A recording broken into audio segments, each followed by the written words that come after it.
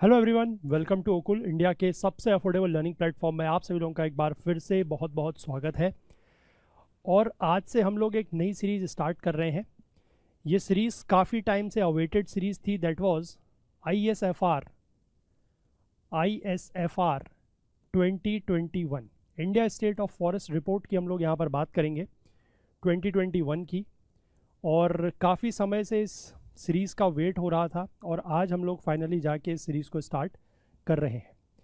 काफ़ी अच्छी सीरीज़ रहेगी और थोड़ा सा लंबी भी रहेगी क्योंकि इसमें जो नंबर ऑफ़ चैप्टर्स हैं वो थोड़ा सा ज़्यादा रहते हैं और इस बार 2-3 एडिशनल चैप्टर्स इसमें और आए हैं, तो उसकी वजह से भी हमें थोड़ा सा इसका ध्यान देना पड़ेगा। तो चलिए स्टार्ट करते हैं। फ़िलहाल जो लेक्चर रहेगा आज का, that will be lecture number 1, introduction की हम लोग बात करेंगे।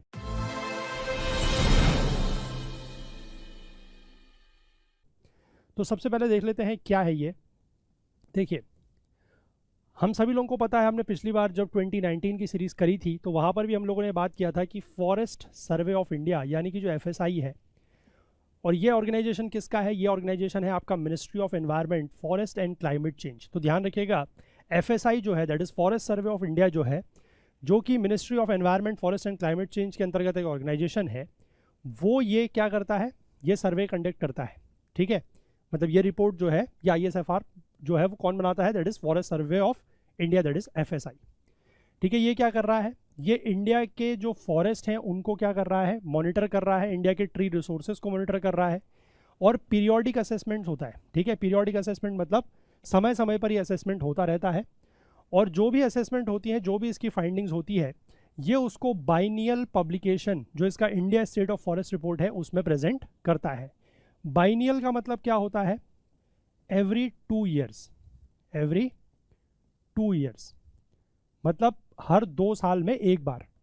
अभी इसी में एक टर्म और होता है, उससे आप इसको कंफ्यूज नहीं करेंगे, दैट इज बाई एनुअल। ठीक है, बाई एनुअल का मतलब होता है ट्वाइस एवरी ईयर। ठीक है, तो बाइनियल और बाई एनुअल ये दो वर्ड हैं, इन दोनों वर्ड में आपको कंफ्यूज नहीं होना है। बाइनियल का मतलब होता है 2 साल में एक बार और बाई एनुअल का मतलब होता है ट्वाइस एवरी ईयर, यानी कि हर साल में 2 बार, यानी कि एक साल में 2 बार। ठीक है, आई होप यहाँ तक बात क्लियर है आप लोगों को। चलिए आगे देखते हैं। जो पहली फॉरेस्ट रिपोर्ट आई थी वो कब आई थी? 1987 में। और जो ये 21st एडिशन है, that is the 21st addition जो है वो इसका 17th एडिशन है।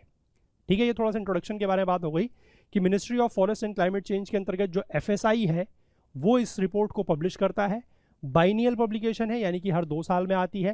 पहली बार 1987 में पब्लिश हुई थी और जो ये 2021 का एडिशन है, ये 17th एडिशन है इस रिपोर्ट का। ठीक है, चलिए आगे देखते हैं। अब इसमें कुछ रेगुलर चैप्टर्स तो होते ही हैं, जैसे हमने पिछली बार भी बात करी थी। रेगुलर चैप्टर्स मतलब जैसे कि अभी हम अगले चैप्टर में बात करेंगे तो फॉरेस्ट कवर की बात होगी। ठीक है, उसके बाद हम लोग कुछ मैनग्रूव्स की बात करेंगे, बैम्बू वगैरह की बात होगी और फॉरेस्ट फायर वगैरह की बात होगी, कार्बन स्टॉक वगैरह की बात होगी। तो वो तो सारे रेगुलर चैप्टर्स जो हैं वो तो इस बार भी है ही हैं। साथ ही साथ कुछ स्पेशल चैप्टर्स भी इस बार ऐड किए गए हैं। सबसे पहला जो स्पेशल चैप्टर इसमें ऐड किया गया है वो है कि टाइगर रिजर्व और टाइगर कॉरिडोर जो है। टाइगर रिजर्व बेसिकली अभी हम लोगों ने जब अपना एनवायरनमेंट का कोर्स किया था वहाँ पर हम लोगों ने पढ़ा है, या आप लोगों को पता भी होगा, it is one of the kind of a protected area. जैसे कि नेशनल पार्क होते हैं, वाइल्ड लाइफ सेंचुरीज होती है, उसी तरीके से टाइगर रिजर्व्स भी होते हैं which are dedicatedly protected areas for the tigers. ठीक है, तो टाइगर रिजर्व्स हैं और टाइगर कॉरिडोर्स, मतलब एक टाइगर रिजर्व जो रिजर्व है और उसको दूसरे टाइगर रिजर्व से जब जोड़ते हैं तो उसके बीच का जो एक रास्ता होता है, एक कॉरिडोर होता है, जहां से बेसिकली टाइगर मूव करते हैं, that is known as a tiger corridor. तो टाइगर रिजर्व्स और टाइगर कॉरिडोर के अंदर भी जो फॉरेस्ट कवर है उसका असेसमेंट इस बार किया गया है। ठीक है, और साथ ही साथ फॉरेस्ट कवर का जो डिकेडल चेंज है, डिकेडल चेंज मतलब एक दशक का चेंज, मतलब 10 ईयर का जो चेंज है वो भी यहाँ पर जो है इस बार की रिपोर्ट में आपको देखने को मिलेगा। तो ये कुछ स्पेशल चैप्टर्स हैं, इनके बारे में हम लोग जब चैप्टर वाइज डिस्कशन करेंगे तब देखेंगे आगे। ठीक है, आगे देखिए, इसके बाद 2 स्पेशल स्टडीज़ का भी यहाँ पर रिजल्ट लिया गया है। पहली स्पेशल स्टडी जो है that is above ground biomass, AGB estimation. ठीक है, अबव ग्राउंड बायोमास का एस्टिमेशन किया गया है। इसको करने के लिए जो टेक्नोलॉजी का यूज़ किया गया है that is your synthetic aperture radar. ठीक है, इसको शॉर्ट में SAR भी बोलते हैं, सिंथेटिक अपर्चर रडार डेटा, जो कि बेसिकली FSI ने इसरो के साथ मिलकर किया है। और दूसरा एक जो स्टडी यूज़ की गई है यहाँ पर वो है क्लाइमेट हॉटस्पॉट की, ठीक है। फॉरेस्ट एरियाज़ में क्लाइमेट हॉटस्पॉट्स जो है उनकी स्टडी की गई है, और ये की गई है बिट्स पिलानी गोवा के साथ कोलैबोरेशन में, ठीक है। तो ये सारी चीज़ें जो है वो भी इस रिपोर्ट में प्रेजेंट की गई है। आई होप क्लियर है। और आगे देख लीजिए, इंडिया के जो नेशनली डिटरमिन्ड कंट्रीब्यूशंस हैं, ठीक है, इंडिया के जो NDC हैं, NDC के बारे में हम लोगों ने क्लाइमेट के चैप्टर में पढ़ा है। जो पेरिस एग्रीमेंट हुआ था, ठीक है ना, पेरिस एग्रीमेंट हुआ था, पेरिस एग्रीमेंट के बारे में हम लोगों ने एनवायरनमेंट में पढ़ा है, क्लाइमेट में पढ़ा है, ठीक है ना। पेरिस एग्रीमेंट हुआ था कब? 2015 में, ठीक है ना। 2015 में एक पेरिस एग्रीमेंट हुआ था। तो वहाँ पर जो चीज़ें हैं, वहाँ पर जो इंडिया ने अपने नेशनली डिटरमिन्ड कंट्रीब्यूशंस बताए थे, उनके बारे में भी इसमें दिया गया है। एक चैप्टर इसमें अलग से इसके बारे में भी है, ठीक है। चलो आगे देख लेते हैं, forest cover and recorded forest area. Basically ये कुछ बहुत ही स्पेशल टर्म्स, या मैं कहूँगा कि बहुत ही इंपॉर्टेंट टर्म्स हैं जो हमें पता होने चाहिए कि what is a forest cover and what is a recorded forest area, ठीक है। तो सबसे पहले देख लेते हैं कि फॉरेस्ट कवर क्या होता है। हालांकि हम लोगों ने पिछले रिपोर्ट में भी करा था, तो जिन लोगों ने वो रिपोर्ट देखी है 2019 की, उनको तो पता है कि ये चीज़ क्या है, लेकिन फिर भी चलो देख लेते हैं। फॉरेस्ट कवर का मतलब क्या होता है?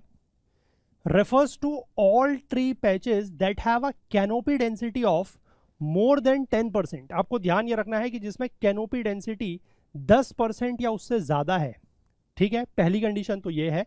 और दूसरा कि एरिया होना चाहिए 1 हेक्टेयर या उससे ज़्यादा, ठीक है।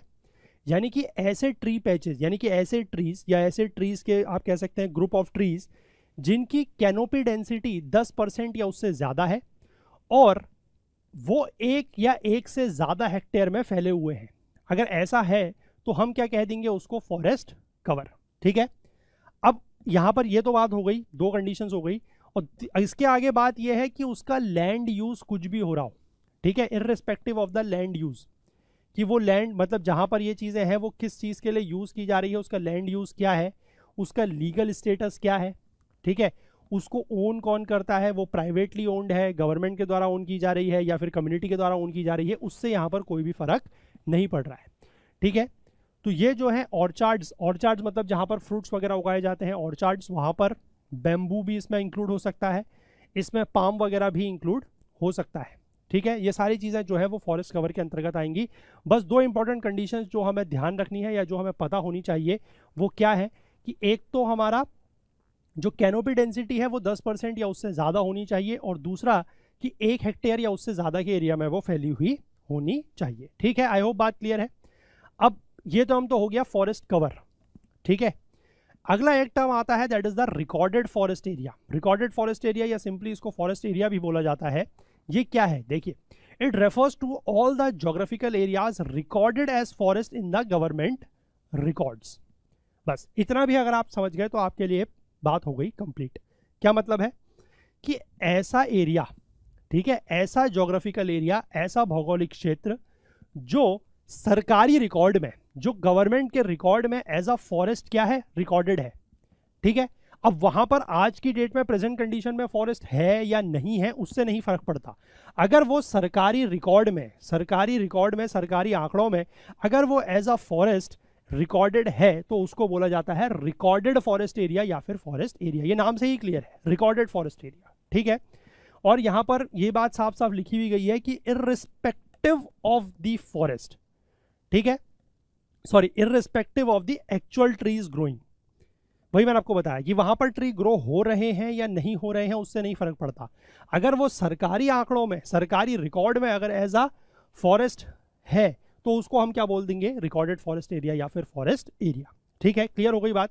चलो, अब आरएफए में क्या क्या चीज आता है? RFA is nothing but the recorded forest area, ठीक है। इसमें क्या क्या आता है? देखिए, इसमें एक तो आता है आपका रिजर्व फॉरेस्ट, ठीक है, दूसरा आता है प्रोटेक्टेड फॉरेस्ट, और तीसरा आता है अनक्लास्ड फॉरेस्ट।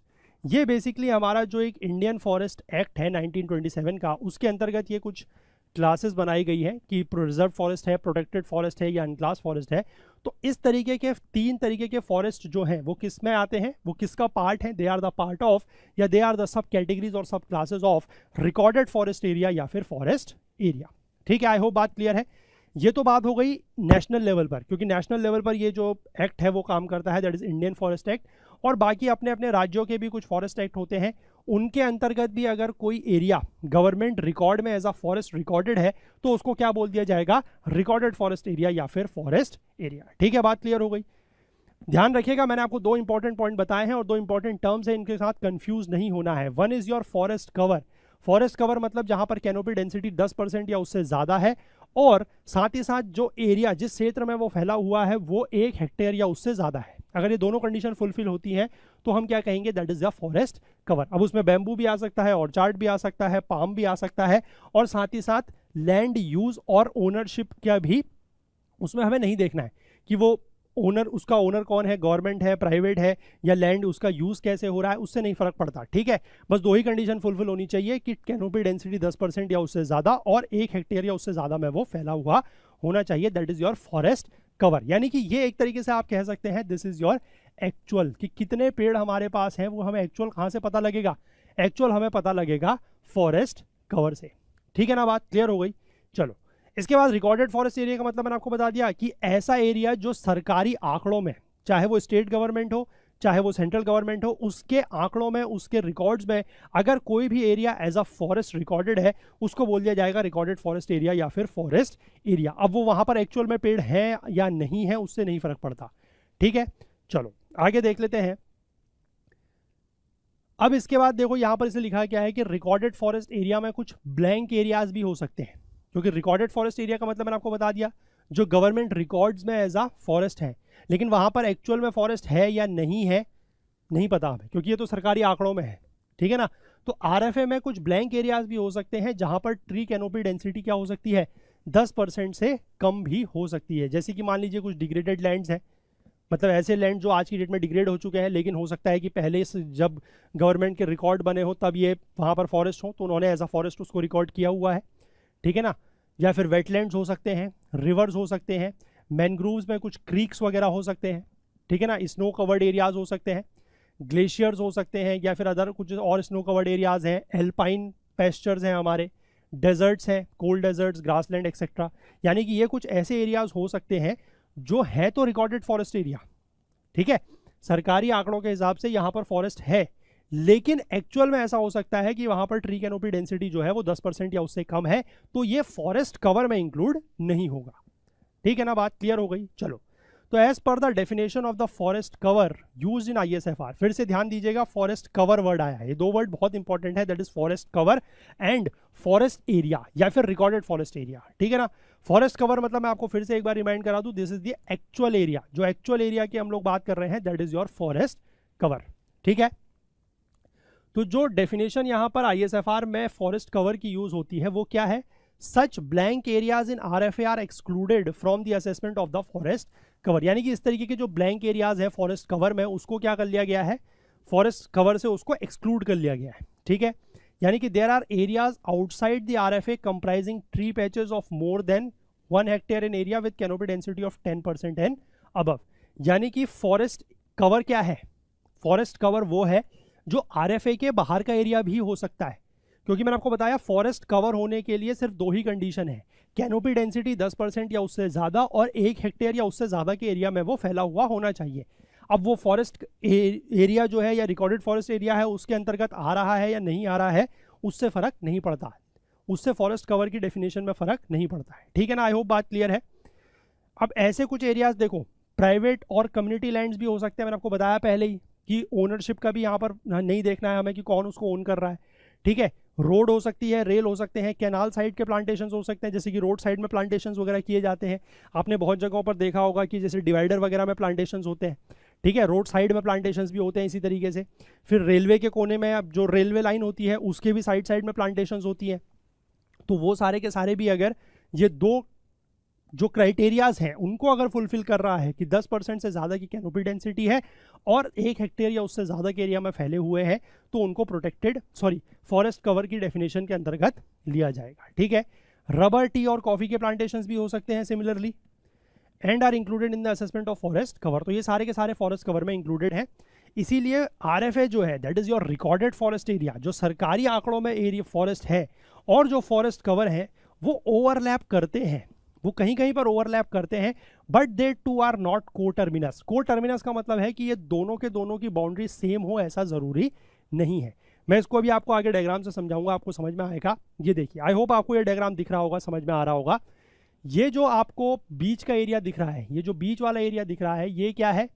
ये recorded forest area with forest cover, यानी कि ये ऐसा एरिया है जो मैंने बीच में शेड किया, ये एरिया ऐसा है जो रिकॉर्डेड फॉरेस्ट एरिया तो है, मतलब ये ऐसा एरिया है जो सरकारी आंकड़ों में भी फॉरेस्ट है, ठीक है, और फॉरेस्ट कवर भी है, यानी कि एक्चुअल में भी यहाँ पर क्या हो रहे हैं, ट्री कैनोपी डेंसिटी 10% या उससे ज़्यादा है और 1 हेक्टेयर से ज़्यादा के एरिया में ये फैले हुए हैं, ठीक है। इसके बाद जो ये वाला मैं एरिया दिखा रहा हूँ आपको, ये क्या है? ये RFA तो है, मतलब ये एरिया फॉरेस्ट रिकॉर्ड में, यानी कि जो गवर्नमेंट रिकॉर्ड्स है वहाँ पर तो एज अ फॉरेस्ट है, लेकिन ये फॉरेस्ट कवर नहीं है। यहाँ पर आज की डेट में जो कंडीशन मैंने आपको बताई, जो मैंने पीछे आपको कुछ कुछ जगह दिखाई कि डेजर्ट्स हो सकते हैं, है ना, एल्पाइन वेजिटेशन वाला एरिया हो सकता है, या फिर आप कह दीजिए ग्लेशियर्स हो सकती हैं, रिवर्स हो सकते हैं, वेटलैंड्स हो सकते हैं, ये कुछ उनमें से हैं कि यहाँ पर RFA तो है, यानी कि as a government record, as पर द गवर्नमेंट रिकॉर्ड ये रिकॉर्डेड फॉरेस्ट एरिया तो है, लेकिन ये फॉरेस्ट कवर नहीं है, ठीक है, यहाँ पर फॉरेस्ट कवर नहीं है। इसके बाद ये एक एरिया ऐसा है, ये वाला जो एरिया है, इसमें क्या है कि फॉरेस्ट कवर तो है, लेकिन ये RFA में इंक्लूडेड नहीं है, ठीक है ना। RFA में नहीं है, मतलब ये सरकारी आंकड़ों के हिसाब से, गवर्नमेंट रिकॉर्ड्स के हिसाब से ये फॉरेस्ट नहीं है, लेकिन यहाँ पर ट्री कैनोपी डेंसिटी 10% या उससे ज़्यादा है, और ये 1 हेक्टेयर या उससे ज़्यादा के एरिया में, क्षेत्रफल में फैले हुए हैं, तो ये फॉरेस्ट कवर तो है, लेकिन ये RFA नहीं है। तो इसीलिए ये बोला गया है कि RFA और फॉरेस्ट कवर जो है वो ओवरलैप तो कर रहे हैं। ये वाला जो एरिया है देखिए, यहाँ पर ओवरलैप तो हो रहा है, लेकिन इनकी जो बाउंड्रीज है वो को टर्मिनस नहीं है, क्योंकि ये वाला एरिया ऐसा है कि जहाँ पर RFA है लेकिन फॉरेस्ट कवर नहीं है, ये वाला एरिया ऐसा है जहाँ पर फॉरेस्ट कवर है लेकिन RFA नहीं है, ठीक है ना। आई होप बात क्लियर हो गई इस डायग्राम की भी। चलो आगे देख लेते हैं। RFA की बात हम कर रहे हैं, that is your recorded forest area. अब ये थोड़ा सा स्टेट वाइज जो डेटा है, जो आंकड़े हैं, वो ज़रूरी हो जाते हैं हमारे लिए, क्योंकि इस तरीके का डेटा कभी कभार एग्जाम में पूछा जा सकता है। आप लोगों के UPSC में भी चांसेस रहते हैं, क्योंकि हालांकि पिछले 2-3 सालों से इस रिपोर्ट से कोई क्वेश्चन नहीं आया है, तो आने वाले एग्जाम्स में या आने वाले समय के एग्जाम्स में, सालों के एग्जाम में इसकी इंपॉर्टेंस जो है वो अपने आप में बढ़ जाती है, ठीक है ना। 2020 के आसपास से इससे कोई क्वेश्चन नहीं आया है, 2-3 साल हो चुके हैं, तो हो सकता है कि 2023 में आपको फिर से एक आध क्वेश्चन कोई देखने को मिल जाए, और या फिर ये सारा का सारा जो डेटा है, अगर वो प्रीलिम्स के किसी क्वेश्चन में नहीं भी अगर आता है, तो मेंस में ये डेटा अपने आप में बहुत इंपॉर्टेंट बन जाता है। कभी भी आपको अगर फॉरेस्ट से रिलेटेड कोई क्वेश्चन वगैरह आंसर लिखने को आए, तो आप इन डेटा वगैरह का यूज़ कर सकते हैं, उससे आपके आंसर की जो क्वालिटी है वो थोड़ा सा बेटर होगी, ठीक है ना। अब जैसे लोग आंसर राइटिंग वगैरह के बारे में पूछते रहते हैं, तो उनके लिए ये यहीं से मैंने बताया था कि इसी तरीके के पॉइंट्स आएंगे। जैसे हमने ये रिपोर्ट पढ़ी, अब इसमें से कुछ हमें डेटा अगर रेलिवेंट लगता है एग्ज़ाम पॉइंट ऑफ व्यू से, या हम कहें कि मेंस पॉइंट ऑफ व्यू के आंसर राइटिंग से, तो हम यहाँ से वो डेटा जो है वो पिक कर सकते हैं, ठीक है ना। अब देखिए RFA की अगर हम बात करें, टोटल है एरिया इन स्क्वायर किलोमीटर के हिसाब से, तो सबसे ज़्यादा जो टॉप 10 स्टेट्स हैं, यानी कि जहाँ पर रिकॉर्डेड फॉरेस्ट एरिया, यानी कि फिर से ध्यान रखिएगा, ये रिकॉर्डेड फॉरेस्ट एरिया किसका रिकॉर्ड है? गवर्नमेंट के रिकॉर्ड के हिसाब से है, ठीक है ना, गवर्नमेंट के रिकॉर्ड के हिसाब से है। तो टॉप 10 स्टेट्स की अगर मैं बात कर लूँ, तो मध्य प्रदेश में सबसे ज़्यादा है, उसके बाद महाराष्ट्र, उड़ीसा, छत्तीसगढ़, अरुणाचल, कर्नाटक, उत्तराखंड, हिमाचल, आंध्रा और राजस्थान। अब ये सारे के सारे जो वैल्यूज़ हैं, ये अगर आपको याद नहीं भी हो तो घबराइएगा नहीं, परेशान मत होइएगा जी, क्योंकि सारी वैल्यूज़ ऐसा सच याद नहीं भी होंगी। मध्य प्रदेश के लिए आप याद रख सकते हैं सबसे ज़्यादा है, अराउंड 95,000 के आसपास आप ऐसे याद रख सकते हैं। 62,000 ये हो गया, 61,000 ये हो गया, है ना। थोड़ा बहुत रफ एस्टिमेट करके आप कुछ वैल्यूज़ याद रख सकते हैं, लेकिन हाँ, थोड़ा सा ऑर्डर ज़रूर याद रखिएगा कि मध्य प्रदेश सबसे ज़्यादा है, then we have Maharashtra, Orissa, Chhattisgarh, Arunachal, Karnataka, Uttarakhand, Himachal, Andhra और राजस्थान, ठीक है। इस तरीके से थोड़ा सा डेटा को ज़रूर ध्यान रखिएगा। आगे बढ़ लेते हैं। बॉटम 10 स्टेट्स, यानी कि सबसे कम किन राज्यों में है या किन यूनियन टेरिटरीज में है, RFA की बात कर रहे हैं, ध्यान रखिएगा, ठीक है। सिक्किम में, मतलब ये मैंने डिसेंडिंग ऑर्डर में लगाया हुआ है कि लक्षद्वीप जो है, लद्दाख है, पुडुचेरी है, इनमें सबसे कम है, ठीक है। और उसके बाद ये बॉटम की 10 स्टेट्स हैं या यूटीज़ हैं, इनको आप ध्यान रख सकते हैं। इसमें जनरली वैसे आपको ज़्यादातर यूटीज़ ही दिखाई देंगी, दादरा नगर हवेली, दमन एंड दीव हो गया, दिल्ली हो गया, चंडीगढ़, पुडुचेरी, लद्दाख, लक्षद्वीप, ये सारी की सारी यूनियन टेरिटरीज है। बाकी ये कुछ स्टेट्स हैं, सिक्किम, पंजाब, हरियाणा, गोवा, ठीक है। चलो आगे देख लेते हैं। Then we have recorded forest area in percentage of geographical area. ये तो अभी तक हमने टोटल एरिया के बारे में बात करी स्क्वायर किलोमीटर में।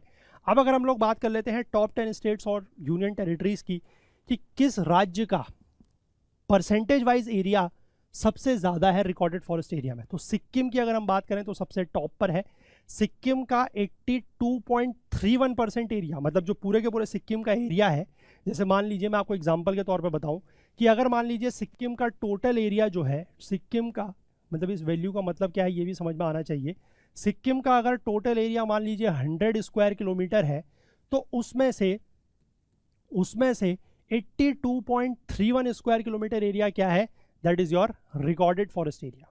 ठीक है ना।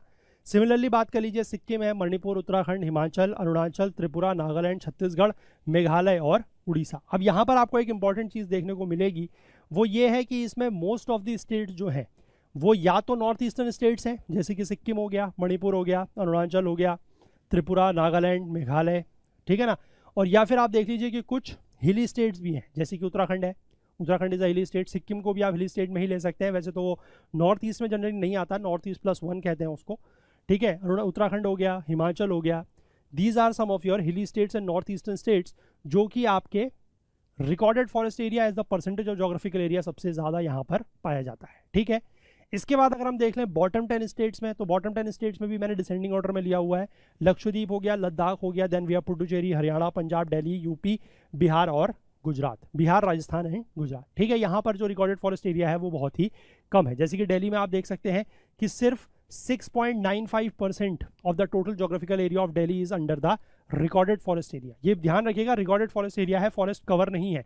अब कल की डेट में ऐसा हो सकता है कि मान लीजिए आप लोग, हो सकता है कि दिल्ली में हो, काफ़ी सारे लोग हों, और उन्होंने देखा ये डेटा कि भैया 6.95% ही जो है वो रिकॉर्डेड फॉरेस्ट एरिया है, और वो कहीं शहर पे निकल गए दिल्ली में, ठीक है, और वो देखने लगे कि यहाँ पर तो बहुत सारा फॉरेस्ट एरिया है, मतलब यहाँ पर तो बहुत सारे हमें पेड़ वगैरह दिख रहे हैं, और सर तो बता रहे थे कि सिर्फ 6.95% है। तो गलत क्या है? गलत कुछ नहीं है। क्यों? क्योंकि मैंने आपको बताया कि this is not your forest cover, ये एक्चुअल फॉरेस्ट एरिया नहीं है। एक्चुअल फॉरेस्ट एरिया क्या होता है, मैंने आपको बताया, जो रिकॉर्डेड, जो आपका फॉरेस्ट कवर है, यानी कि जहाँ पर कैनोपी डेंसिटी 10% से ज़्यादा होती है, और क्या होता है, 1 हेक्टेयर या उससे ज़्यादा के एरिया फैले होते हैं, वो होता है आपका एक्चुअल फॉरेस्ट, यानी कि आप कह सकते हैं फॉरेस्ट कवर जिसको बोलते हैं। ये क्या है? This is your recorded forest area, यानी कि सरकारी आंकड़ों में जो है दिल्ली का सिर्फ 6.95% एरिया ही किस में आता है, रिकॉर्डेड फॉरेस्ट एरिया के अंतर्गत आता है। ठीक है। आई होप बात क्लियर हो गई। डेटा को समझना भी ज़रूरी है कि डेटा क्या दिया हुआ है। इसके बाद आगे बात करते हैं national RFA and states data. National RFA मतलब कि हमारे देश का जो टोटल एरिया है वहाँ पर कितना रिकॉर्डेड फॉरेस्ट एरिया है। ठीक है। लगभग 32 लाख स्क्वायर किलोमीटर के आसपास हमारे देश का जोग्राफिकल एरिया है। उसमें से 7,75,288 स्क्वायर किलोमीटर, यानी कि ये बनता है लगभग 23.58%, 23.58% जो है वो क्या है, रिकॉर्डेड फॉरेस्ट एरिया है। फिर से ध्यान रखिएगा, रिकॉर्डेड है, ये वर्ड पे आपको बहुत ज़्यादा ध्यान देना है कि ये क्या चीज़ है, एक्चुअल फॉरेस्ट नहीं है। This is not the forest cover, this is your recorded forest area. ठीक है। यानी कि ये गवर्नमेंट रिकॉर्ड्स में है। अब इसके बाद कुछ स्टेट्स ऐसे हैं जहाँ का रिकॉर्डेड फॉरेस्ट एरिया इससे ज़्यादा है, परसेंटेज वाइज बात करें तो नेशनल टोटल से ज़्यादा है। वो क्या क्या है जो मैंने आपको दिखाए थे वहाँ पर, टॉप वाले तो इसमें होंगे ही होंगे, है ना, जैसे सिक्किम, मणिपुर, उत्तराखंड, हिमाचल, अरुणाचल, त्रिपुरा, नागालैंड, छत्तीसगढ़, मेघालय, उड़ीसा, ये तो वही 10 है। उसके बाद जम्मू एंड कश्मीर भी इसमें आ जाता है, मिजोरम आ जाता है, गोवा आ जाता है, तेलंगाना, केरला, मध्य प्रदेश, झारखंड, आसाम, ये सारे के सारे। बट ये ध्यान रखिएगा, मैं टोटल एरिया वाइज बात नहीं कर रहा हूँ, ठीक है, एज अ परसेंटेज और जोग्राफिकल एरिया की बात हो रही है। इसके बाद कुछ यूटीज़ ऐसे हैं जहाँ पर नेशनल टोटल से ज़्यादा है, जैसे Andaman and Nicobar, Dadar Nagar Haveli, Daman and Diu और चंडीगढ़। ठीक है। ये सारा का सारा बेसिकली जो आपको इस तरीके से डेटा मिल रहा है, ये अगर आप रिपोर्ट पढ़ेंगे तो उसमें नहीं है। ये डेटा सारा का सारा फिल्टर आउट करके उसमें से ये कंपाइल करके इस तरीके से चीज़ें बनाई गई है, और इसकी जो PDF है वो आपको मिल जाएगी, है ना। जैसे जैसे ये पूरी की पूरी सीरीज़ चलती रहेगी, फिलहाल आप लोग अगर चाहें तो इसको नोट डाउन कर सकते हैं या स्क्रीनशॉट्स ले सकते हैं वीडियो को पॉज करके। लेकिन जब ये पूरी की पूरी सीरीज़ कंप्लीट हो जाएगी, अराउंड 10-12 लेक्चर्स इसमें होंगे, जब पूरी की पूरी सीरीज़ कंप्लीट हो जाएगी तब जाके आपको इसकी PDF जो है वो हमारी वेबसाइट के थ्रू प्रोवाइड करा दी जाएगी। ठीक है। फिलहाल अगर आप लोगों को सेशन पसंद आ रहा है तो प्लीज़ लाइक कर कीजिएगा, और ज़्यादा से ज़्यादा शेयर कीजिएगा वीडियो को, ताकि और लोगों तक भी ये सारे की सारी जो हमारी मेहनत है, जो हमारे एफर्ट्स हैं, वो पहुंच सके। ठीक है, अब अगर हम बात करें कि इंडिया के जो फॉरेस्ट हैं, forest resources in the world से अगर उसको हम कंपेयर करें तो क्या स्थिति बनती है, ये देखिए। अब इंडिया के स्टेट लेवल पर तो हमें पता है कि एक ये जो फॉरेस्ट सर्वे ऑफ इंडिया है, ये एक ISFR बनाता है, that is India state of forest report बनाता है, बाइनियल रिपोर्ट है, हर 2 साल में पब्लिश होती है। अब लेकिन वर्ल्ड का डेटा अगर हमें कंपेयर करना है तो उसके लिए भी हमें कहीं से कुछ वैल्यूज़ या कुछ डेटा चाहिए, है ना। वर्ल्ड के रिसोर्सेज को कहाँ से कंपेयर करेंगे, तो उसके लिए एक ऑर्गेनाइजेशन है, दैट इज़ FAO, आपने नाम सुना होगा, फूड एंड एग्रीकल्चरल ऑर्गेनाइजेशन। उसकी एक बॉडी है, that is your global forest resource assessment, मतलब ये एक उसका असेसमेंट होता है, FAO कराता है इसको। ठीक है, ये क्या करता है, ये forest resources of almost all countries को क्या करता है, प्रेजेंट करता है। ठीक है, और ये लगभग 5 साल में एक बार होता है। जैसे कि हमारी जो ISFR है वो तो बाइनियल रिपोर्ट है, हर 2 साल में आती है, लेकिन ये 5 साल में एक बार आता है। और जो GFRA है, that is your global forest resource assessment, इसकी जो लास्ट रिपोर्ट पब्लिश हुई थी वो 2020 की है, तो उसी से हम लोग कंपेयर करेंगे, क्योंकि उसके बाद की जो रिपोर्ट है वो अगली रिपोर्ट 2025 में आएगी। अभी कोई रिपोर्ट प्रेजेंट हमारे पास नहीं है। तो 2020 के हिसाब से अगर हम बात करें टॉप 10 कंट्रीज़ की फॉरेस्ट एरिया के हिसाब से, तो सबसे ऊपर आ जाता है Russian Federation, that is Russia. Then we have Brazil, Canada, US, China, Australia, Democratic Republic of Congo, Indonesia, Peru and India. यानी कि इंडिया इसमें जो है, अगर हम वर्ल्ड लेवल पर बात करें तो इंडिया जो है वो कितने पर आ रहा है, नंबर 10 पर।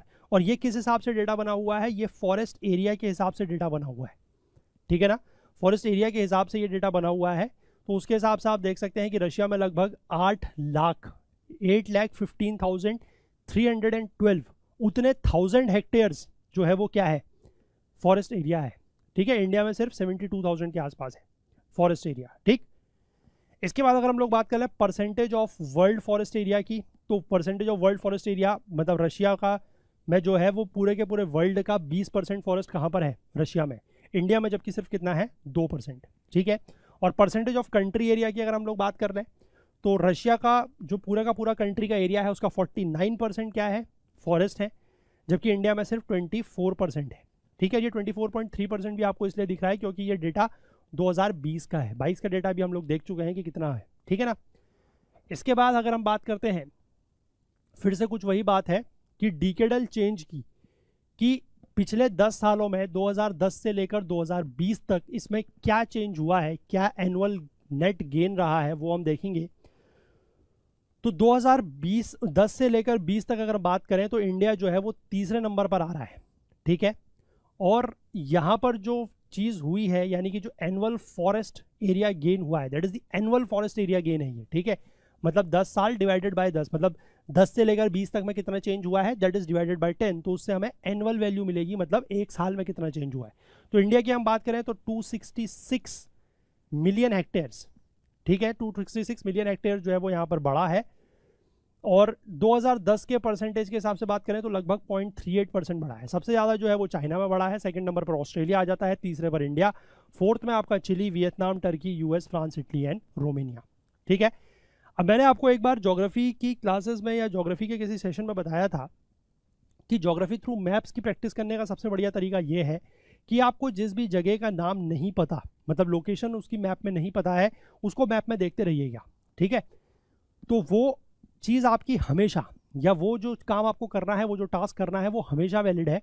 तो जैसे यहाँ पर भी आपने कुछ देश पढ़े, अब चाइना, ऑस्ट्रेलिया, इंडिया आपको पता है कहाँ पर है, चिली हो सकता है आपको पता हो, वियतनाम पता हो, टर्की पता हो। अब रोमेनिया कितने लोगों को पता है, ठीक है ना, इटली भी हो सकता है पता हो, फ्रांस पता हो, US तो पता ही होगा, रोमेनिया कितने लोगों को पता है। मतलब मैं ये नहीं कह रहा हूँ कि आपको नहीं पता है तो बहुत अच्छी बात है, लेकिन अगर नहीं पता है तो आप साथ के साथ जो है वो अपना एक टास्क हमेशा ध्यान में रखिएगा कि कोई भी ऐसी जगह जिसका आप नाम सुनते हैं, जानते हैं, पढ़ते हैं उसके बारे में, अगर आपने वो लोकेशन उसकी नहीं पता है, चाहे वो कंट्री है, चाहे वो कोई रिवर की बात हो रही है, चाहे वो किसी माउंटेन की बात हो रही है, तो उसको भी आप हमेशा क्या करते रहिएगा, मैप में देखते रहिए और उसको भी अलग से नोट डाउन करते रहिए अपनी एटलस वगैरह में।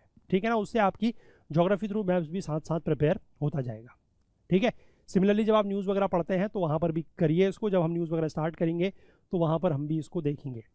ठीक है, अब इसके बाद इंडिया के जो NDC थे, दैट इज़ योर क्या थे, नेशनली डिटरमिन्ड कंट्रीब्यूशंस थे क्लाइमेट चेंज को लेकर, वो क्या थे उसके बारे में थोड़ा सा बात कर लेंगे, हालांकि डिटेल में वो हम बाद में देखेंगे, लेकिन फ़िलहाल वो सिर्फ पॉइंट्स क्या है वो देख लेते हैं। पेरिस एग्रीमेंट एक लीगली बाइंडिंग इंटरनेशनल ट्रीटी था, क्लाइमेट चेंज को लेकर बात करता था, जो कि COP21 में अडॉप्ट किया गया था। COP21 में अडॉप्ट किया गया था 12 दिसंबर 2015 को। पेरिस एग्रीमेंट था क्योंकि पेरिस में हुआ था, और इसका गोल क्या था कि हमें ग्लोबल वार्मिंग को क्या करना है, 1.5 डिग्री से नीचे रखना है। ठीक है, मतलब 2 डिग्री से नीचे रखना है, या फिर अगर हम चाहें या कोशिश करें और 1.5 डिग्री से नीचे रख पाएँ तो वो और भी बढ़िया। मतलब जो टेम्परेचर राइज हो रहा है, जो एवरेज एनुअल टेम्परेचर का राइज है, वो 2 डिग्री या 1.5 डिग्री से नीचे होना चाहिए। ये एक इसका गोल था। ठीक है, और ये प्री इंडस्ट्रियल लेवल के हिसाब से इसको कंपेयर करना है कि उस समय से अभी तक के जो टेम्परेचर का राइज हो रहा है ड्यू टू ग्लोबल वार्मिंग, उसको 1.5% या 2% से नीचे रखना है, कम रखना है।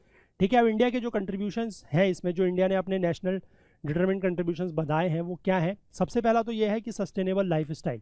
मतलब इंडिया क्या करेगा कि एक हेल्दी और सस्टेनेबल वे ऑफ लिविंग को क्या करेगा, प्रोपोगेट करेगा और अडॉप्ट करेगा, फॉरवर्ड करेगा, अडॉप्ट करेगा, based on traditions and values of conservation and moderation. ठीक है, मतलब अपने जो हमारे ट्रेडिशंस थे उसके हिसाब से हम सस्टेनेबल तरीके से जिएंगे, और जो भी रिसोर्सेज होंगे उनको क्या करेंगे, कंजर्व करेंगे। पर कितना हम सस्टेनेबल तरीके से जी रहे हैं या कितने हम ट्रेडिशनल तरीक़ों से जी रहे हैं, ये आपको भी पता है। ठीक है ना। इसके बाद क्लीनर इकोनॉमिक डेवलपमेंट, मतलब हम जो इकोनॉमिक डेवलपमेंट करेंगे, मतलब जो अपना आर्थिक विकास करेंगे। अब इकोनॉमिक डेवलपमेंट कैसे होगा? जब हमारी इंडस्ट्रीज़ वगैरह जो है वो डेवलप करेंगी, है ना, जब हमारा ट्रांसपोर्ट सिस्टम जो है वो डेवलप करेगा, तभी इकोनॉमिक डेवलपमेंट हो सकता है। तो इकोनॉमिक डेवलपमेंट करने के लिए हम जो भी मेथड्स को अडॉप्ट करेंगे, they should be climate friendly, और वो क्लीनर होने चाहिए। जैसा आज की डेट में आप लोग सुन रहे होंगे कि इलेक्ट्रिक व्हीकल को लेकर, EVs को लेकर बहुत ज़्यादा क्रेज़ बना हुआ है। ठीक है ना। वो क्यों बना हुआ है? क्योंकि that is considered to be a cleaner means of transport as compare to your, जो हमारे डीजल या जो पेट्रोल वगैरह से व्हीकल्स चलते हैं उनके कंपैरिजन में इसको क्लीन माना जाता है। बट एक चीज़ का ध्यान रखिएगा कि इंडिया में जो इलेक्ट्रिसिटी प्रोड्यूस भी होती है, most of its comes from the coal. जो हमारे कोल के जो थर्मल पावर प्लांट्स हैं, वहीं से बिजली बनती है। ठीक है, अब उस बिजली को बनाकर अगर हम इलेक्ट्रिक व्हीकल चलाते भी हैं तो वो कितना क्लीन है, ये अपने आप में एक क्वेश्चनेबल पॉइंट है, एक डिबेटेबल पॉइंट है कि इलेक्ट्रिक व्हीकल्स को अगर हम इंडिया में बनाते भी हैं तो हमारे तो बिजली भी कोल से ही बन रही है। अगर हम ज़्यादा बिजली यूज़ करेंगे तो ज़्यादा थर्मल पावर प्लांट हमारे जो है उसमें बिजली बनानी पड़ेगी, इलेक्ट्रिसिटी प्रोड्यूस करनी पड़ेगी, और उससे फिर ज़्यादा कोयला जलेगा, और ज़्यादा कोयला जलेगा तो फिर वापस से पॉल्यूशन होना है। तो फिर वो क्लीनर कैसे है? ठीक है, उसके लिए एक तरीका ये हो सकता है कि हमारे जो ऑल्टरनेटिव सोर्सेज हैं या जो ऑल्टरनेटिव मेथड्स हैं टू प्रोड्यूस इलेक्ट्रिसिटी, हम उसकी तरफ को जाएं। तब जाके हम कह सकते हैं कि इलेक्ट्रिक व्हीकल्स भी जो होंगे they will be more cleaner. ठीक है ना। यानी कि फिलहाल यहाँ पर ये लिखा गया है कि इकोनॉमिक डेवलपमेंट करने के लिए हम जो भी मेथड्स को अडॉप्ट करेंगे वो क्लाइमेट फ्रेंडली और क्लीनर होंगे।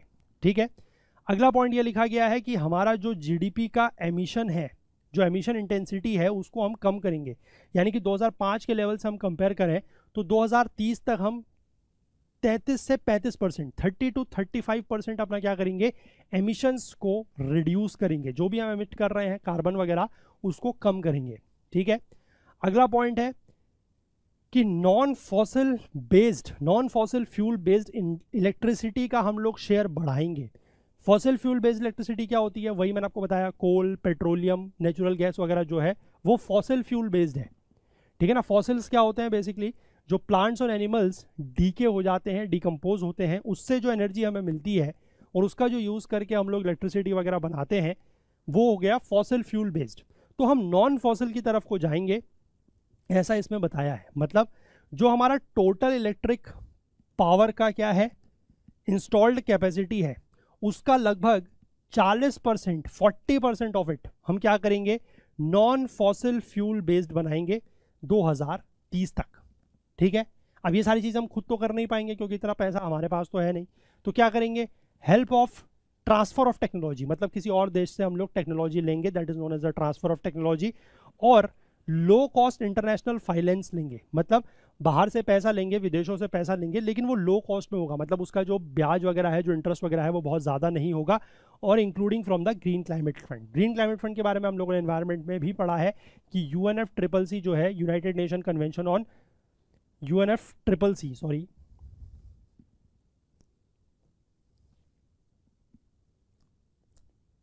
UNFCCC, that is United nation framework on climate change convention, ठीक है ना, उसके अंतर्गत ये एक फंड बनाया गया है कि वहाँ से हम लोग पैसा ले सकते हैं, but it should be a low cost, क्योंकि बहुत ज़्यादा कॉस्ट पर पैसा लेंगे तो फिर देश का ही नुकसान होगा, ठीक है। इसके बाद कुछ और NDCs भी हैं इंडिया के, वो है, अगला ये है कि हमारा जो कार्बन सिंक है उसको हमें बढ़ाना है। कार्बन सिंक मतलब फॉरेस्ट। फॉरेस्ट कैसे कार्बन सिंक है? कार्बन सिंक का मतलब क्या होता है? ऐसे एरियाज जो कार्बन को क्या करते हैं, स्टोर करते हैं, कैप्चर करते हैं और स्टोर करते हैं। हमें पता है कि फॉरेस्ट में क्या होते हैं, पेड़ होते हैं, और पेड़ों को कार्बन चाहिए होता है ना, तो जो कार्बन को स्टोर करेगा that is known as a carbon sink. तो इसमें यह बोला है कि हमें 2030 तक 2.5 से 3 बिलियन टन का कार्बन CO2 इक्विवेलेंट के क्या करने हैं, एडिशनल कार्बन सिंक क्रिएट करने हैं, ठीक है। और वो कैसे कर सकते हैं? हमें अपना वही एडिशनल फॉरेस्ट और ट्री कवर को बढ़ाना पड़ेगा, तब किया जा सकता है। अगला है एडेप्टेशन, यानी कि अब क्लाइमेट चेंज हो रहा है, सिर्फ अब हम देखिए, बात यह है कि अगर हम अपने घर में कोई मेथड को अडॉप्ट करते हैं तो उससे तो क्लाइमेट चेंज पर असर पड़ेगा नहीं। मतलब मान लीजिए आप हो या मैं हूँ, हम ये कहते हैं कि हम अपने घर में जो है नॉन फॉसिल फ्यूल बेस्ड जो इलेक्ट्रिसिटी है उसका यूज़ करेंगे या किसी तरीके से उसको प्रोड्यूस करेंगे, या मान लीजिए हमने अपने घर में सोलर पैनल लगा लिया, ठीक है, तो सोलर पैनल लगा के क्या होगा कि हम तो जो है फॉसिल फ्यूल बेस्ड इलेक्ट्रिसिटी का यूज़ कर ही नहीं रहे, और हम ये चाह रहे हैं कि भैया हम तो नॉन कन्वेंशनल रिसोर्सेज का यूज़ कर रहे हैं या कन्वेंशनल रिसोर्सेज का यूज़ कर रहे हैं जो नॉन पॉल्यूटिंग है उनका यूज़ कर रहे हैं, और क्लाइमेट चेंज जो है वो मतलब डिटोरिएट ना हो, क्लाइमेट पर इसका बुरा असर ना पड़े। लेकिन ऐसा तो होगा नहीं, क्योंकि जब तक ये एक बड़े लेवल पर नहीं किया जाएगा तब तक ये पॉसिबल नहीं है, सिर्फ आपके और मेरे कर लेने से नहीं होगा, है ना। तो अगर वो क्लाइमेट चेंज होता है तो उसको हमें क्या करना पड़ेगा, उसके लिए अडेप्ट करना पड़ेगा। अब अडेप्ट कैसे करेंगे, वही अडेप्टेशन की बात यहाँ पर बताई गई है। कैसे करेंगे कि जो हमारे डेवलपमेंट प्रोग्राम्स हैं उसमें हमें इन्वेस्टमेंट को बढ़ाना पड़ेगा, ठीक है, और वो भी ऐसे एरियाज़ में या ऐसे जगहों पर जो क्लाइमेट चेंज के लिए क्या है, वल्नरेबल है, मतलब जहाँ पर क्लाइमेट चेंज होने के चांसेस ज़्यादा हैं, जैसे कि एग्रीकल्चर का सेक्टर हो गया, ठीक है, या फिर आप ये कहिए कि एग्रीकल्चर के सेक्टर में क्या होगा, क्लाइमेट चेंज का ज़्यादा बुरा असर पड़ेगा। कभी मान लीजिए बारिश नहीं होती है या बारिश बहुत ज़्यादा हो जाती है, these are all the effects of climate change, तो उसकी वजह से एग्रीकल्चर पर असर पड़ सकता है, ठीक है। जो वाटर रिसोर्सेज हैं, मान लीजिए कभी बारिश नहीं हुई तो नदियों में पानी कम हो जाएगा, नदियों में पानी कम हो जाएगा तो वाटर सप्लाई इफेक्ट होगी। तो उसके लिए हमारे पास क्या टेक्निक्स हैं या क्या हम उसके लिए अडेप्ट कर सकते हैं या किस तरीके से हम इन्वेस्टमेंट कर सकते हैं, वो सारी चीज़ें यहाँ पर एडेप्टेशन के अंतर्गत आएंगी। जैसे हिमालयन रीजन में कोई प्रॉब्लम आ गई या कोस्टल रीजन्स में या हेल्थ और डिजास्टर मैनेजमेंट में, तो इस तरीके के लिए हम क्या क्या अडेप्टेशन कर सकते हैं वो यहाँ पर, उसके लिए हम लोग क्या करेंगे, फंड्स इनहेंस वगैरह करेंगे, ठीक है, मतलब इन्वेस्टमेंट बढ़ाएंगे, फंड्स वगैरह को ज़्यादा अच्छे से इन्वेस्ट करेंगे। इसके बाद फाइनेंस को मोबिलाइज करना है, मतलब जो हमारा डोमेस्टिक फाइनेंस है, मतलब जो हमारे देश के अंदर का पैसा है उसको, और साथ ही साथ जो हम अगर डेवलप्ड कंट्रीज से भी कुछ नया और एडिशनल अगर फंड लेते हैं उसको हमें मोबिलाइज करना है। ये जो अब हमने मिटिगेशन और एडेप्टेशन एक्शंस बताए हैं, मतलब ये सारी की सारी चीज़ें होंगी कहाँ से, ये लिख तो दिया, इनहेंसिंग इन्वेस्टमेंट, मतलब इन्वेस्टमेंट को बढ़ाना है। कहाँ से बढ़ेगा इन्वेस्टमेंट? तभी बढ़ेगा जब हम कोई डेवलप्ड कंट्रीज से पैसा ले रहे हैं या डोमेस्टिक लेवल पर कुछ हमारे पास पैसा है हम उसको इन्वेस्ट कर रहे हैं, ठीक है ना। तो ये सारे के सारे हमें क्या करने पड़ेंगे, फाइनेंस को मोबिलाइज करना पड़ेगा इन view of the resources and required and the resource gap, मतलब जहाँ पर हमें रिसोर्सेज की आवश्यकता महसूस हो रही है या जहाँ पर रिसोर्सेज का हमें गैप लग रहा है कि यहाँ पर रिसोर्सेज नहीं है, होने चाहिए, उसके लिए हमें ये फंड्स का यूज़ करना है, ठीक है। और यहाँ पर एक लास्ट है, that is technology transfer and capacity building. हमें क्या करनी है, अपनी कैपेसिटीज़ जो है उनको बिल्ड करना है, डोमेस्टिक लेवल पर फ्रेमवर्क बनाने हैं, international architecture for quick diffusion of cutting edge climate technology, मतलब जो बाहर के देशों में कुछ ऐसी क्लाइमेट टेक्नोलॉजी या क्लाइमेट चेंज से लड़ने के लिए, उसको अडेप्ट करने के लिए, मिटिगेट करने के लिए अगर कोई टेक्नोलॉजी यूज़ हो रही है तो उसके लिए हमें क्या करना पड़ेगा, कैपेसिटी बिल्ड करनी पड़ेगी, वहाँ से टेक्नोलॉजी लानी पड़ेगी, ठीक है। और साथ ही साथ हमें क्या करना पड़ेगा, जॉइंट कोलैबोरेटिव R&D, यानी कि जो ऐसे डेवलप्ड कंट्रीज़ हैं जहाँ पर बढ़िया टेक्नोलॉजीज़ हैं उनके साथ मिलकर कुछ रिसर्च एंड डेवलपमेंट करना पड़ेगा, ताकि हम फ्यूचर टेक्नोलॉजीज़ के लिए क्या कर सकें, मतलब इस तरीके की टेक्नोलॉजीज़ बना सकें कि क्लाइमेट चेंज से हमें लड़ने में जो है वो आसानी हो सके। ठीक है, तो आई होप कि आपको ये पार्ट जो है वो समझ में आया होगा। This was just basically the introduction. तो इसका जो अगला वीडियो रहेगा इस सीरीज़ का, उसमें हम लोग बात करेंगे अबाउट द फॉरेस्ट कवर। तो उसके लिए आप हमारे साथ बने रहिएगा, और साथ ही साथ आप लोग हमारे बाकी जो यूट्यूब चैनल्स हैं ओकुल के, वो आप सब्सक्राइब कर सकते हैं, और टेलीग्राम पर आप हमसे जुड़ सकते हैं इस ग्रुप के through, that is Okul GS UPSC discussion forum, और या फिर आप हमें सोशल मीडिया पर भी फॉलो कर सकते हैं। तो मिलेंगे अगले लेक्चर में, फॉरेस्ट कवर हमारा सेकंड पार्ट रहेगा। तब तक के लिए अपना बहुत बहुत ध्यान रखिएगा। Please do take care of yourself. Thank you, have a nice day, bye bye.